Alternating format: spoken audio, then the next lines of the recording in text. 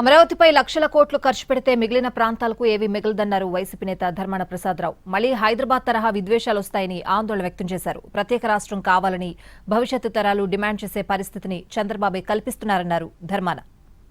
మీరు చెప్పిన అమరావతి ఈ డబ్బంతా పెట్టడానికి ఇంకో 40-50 సంవత్సరాలు అంటే ఇంకో 40-50 సంవత్సరాలు ఈ శ్రీకాకుళం, విజయనగరం, వెనుకబడిన విశాఖపట్నం, అక్కడ ఉన్నటువంటి రాయలసీమ, చిత్తూరు, అనంతపురం, కర్నూలు, కడప ఈ ప్రాంతాల్లో ఉండేటువంటి బీదలు అలాగే ఎదురు చూడడమేనా?